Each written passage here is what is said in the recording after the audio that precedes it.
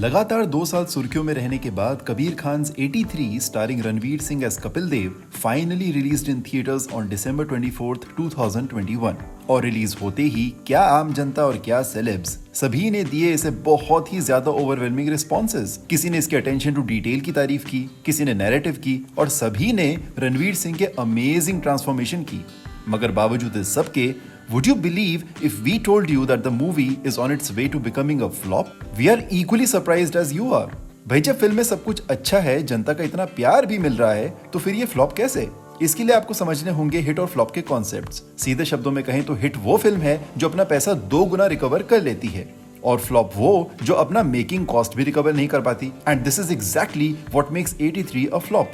इस फिल्म का initial budget था 250 करोड़ रुपीस, जो कि कांस्टेंट डिलेज की वजह से reached up to 280 crore rupees. Non theatrical sources जैसे कि एडवर्टाइजमेंट टाई अप से इसने कमा लिए 150 करोड़, जिसके बाद it had to earn the remaining 130 crore from cinema halls just to recover its making cost. And this is where things began going downhill.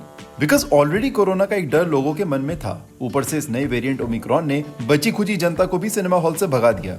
The film is still getting constant critical acclaim, मगर people also believe कि जान है तो जहान है.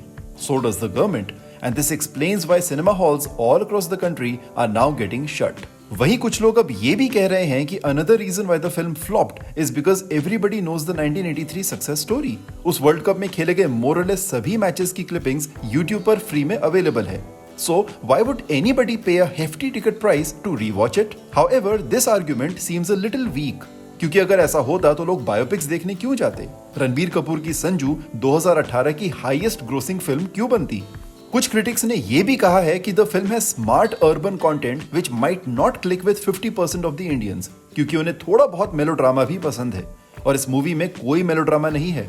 In fact film के actors Saqib Saleem, Tahir Raj Bhasin, Hardy Sandhu, Ammy Virk, Jeeva, Jatin Sarna, Pankaj Tripathi और बाकी सब ने इतने सटल और नुआंस तरीके से अपना अपना किरदार निभाया है कि मेलोड्रामा का तो कोई सवाल ही नहीं उठता। Trade pundits also opine that the lack of promotions might have played the spoilsport to this movie's shenanigans, and it just may do better if it starts streaming on the OTT space. In short, all the fingers now point to one culprit, coronavirus. Which brings us to an even bigger question. What does this mean for the future of movies in India? Content चाहे कितना ही अच्छा क्यों ना हो, किसी की जान की फिक्र से बढ़कर कभी नहीं हो सकता.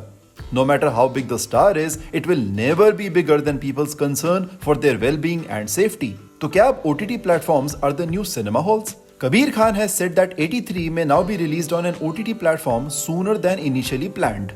तो क्या बाकी डायरेक्टर्स भी अब यही रास्ता अपनाएंगे? आने वाला वक्त ही बताएगा, मगर फिलहाल कंटेंट और कोरोना की इस लड़ाई में जीत कोरोना की ही होती दिख रही है. Stay tuned for more and don't forget to subscribe to Shosha for your daily dose of updates.